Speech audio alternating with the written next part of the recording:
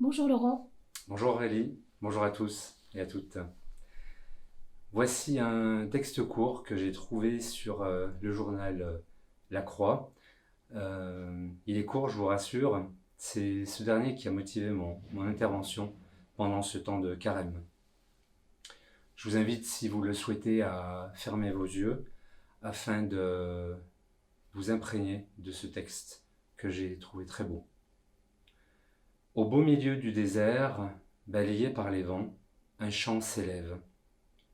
Un prêtre, en soutane noire, entonne lentement, en arabe, un passage du livre de la Genèse. C'est d'ici, chante-t-il, que Dieu a appelé Abraham le père de tous les croyants. Tout près, de lourds hélicoptères militaires survolent la petite foule, mêlant les battements de leurs pales au chant qui s'élève. Au centre, un homme vêtu de blanc écoute en silence, yeux clos. C'est d'ici, dans la plaine dure, qu'est née la civilisation. C'est ici qu'un pape, François, a voulu se rendre en pèlerinage sur les pas d'Abraham. Avec la Semaine Sainte qui arrive, j'ai envie de vous parler d'une chose, la résurrection. Pas forcément celle du Christ, et pourtant Dieu sait que nous, chrétiens, y sommes très attachés. Mais le genre de résurrection qui peut arriver sur terre, aujourd'hui, celle que le pape appelle de ses vœux pour les chrétiens d'Orient. Oui, le pape est allé en Irak. Comme Jésus, il est retourné au désert. Visite historique que beaucoup disaient impossible. Il l'avait promise depuis 7 ans. Rendez-vous compte qu'en 2003, il y avait plus d'1 million de chrétiens en Irak. Aujourd'hui, ils sont à peine 400 000. Le pape est venu les encourager sur le modèle de la parole des apôtres.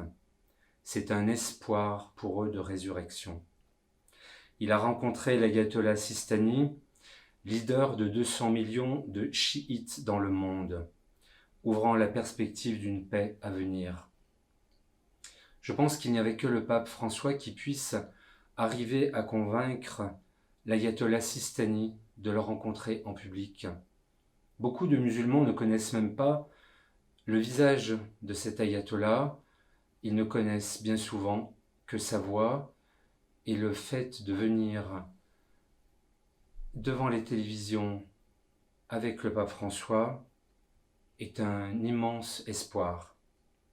Je vous cite ce que le Saint-Père a dit lors de cette rencontre.